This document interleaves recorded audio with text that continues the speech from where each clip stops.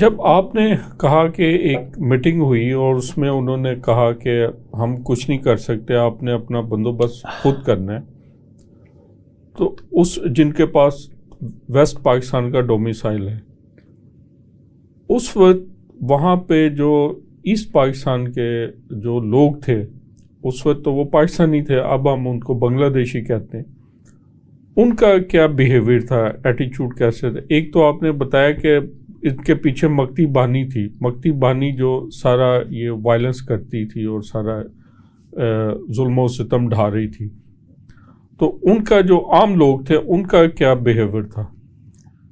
پہلی بات تو یہ ہے کہ اس میٹنگ کی تفصیل جو ہے اس کی تشہیر نہیں کی گئی. وہ ایک کلوز ڈور میٹنگ تھی، عام آدمی کو پتہ نہیں تھا کہ میٹنگ میں کیا باتیں ہوئی ہیں. نہیں، ظاہر ہے وہ تو یہ اوپن میٹنگ تو نہیں ہو سکتی. ہاں، البتہ مکتی بانی جو تھا، نہیں، مکتی بانی چھوڑ کے وہاں کے جو عام جو بنگلہ دیشی تھے، جو بنگالی تھے، ان کا جو ایسٹ ویسٹ پاکستان کے جو لوگ تھے ان کا طرف اب کیسا رویہ، ایٹیچیوڈ کیسا تھا جب ان کو ایک نظر آ گیا کہ اب کیا ہونے جا رہا ہے؟ ان کے رویے میں کوئی تبدیلی نہیں، وہی پیار محبت اپنی جگہ قائم تھا. عام جو لوگ تھے، عام لوگ، ہم مکتی بانی کو نہیں ڈسکس کر رہے. عام لوگ بالکل جو ذاتی تعلقات ایک دوسرے کے ساتھ تھے وہ اسی طرح قائم تھے. وہی لائلٹیز، وہی وفاداریاں، وہی محبت، وہی خلوص، سب کچھ اسی طرح قائم تھا.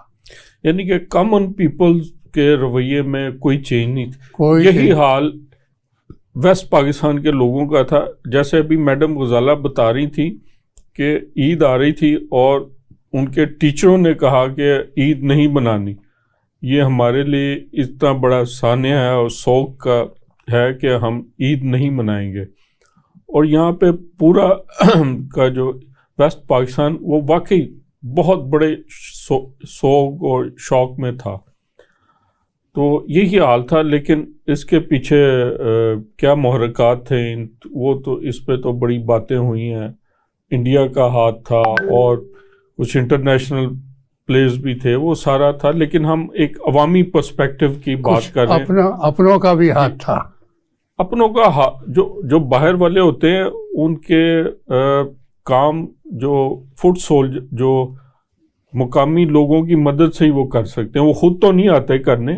اور وہ جب ہمارے یہاں کے میں سے ہی لوگ تلاش کرتے ہیں، سلیکٹ کرتے ہیں، ان کو ہی ذمہ کام دیتے ہیں. اور جب میں اپنوں کے ہاتھ کی بات کرتا ہوں تو نئی نئی سیاسی پارٹیاں ابھر رہی تھیں اور ان کے منشور میں ایسی باتیں درج تھیں جس پر اگر مشرقی پاکستان میں وہ پارٹیاں اپنا کام پھیلاتی تو سب سے زیادہ قبولیت وہاں سے حاصل ہوتی، لیکن ایسا نہیں ہوا.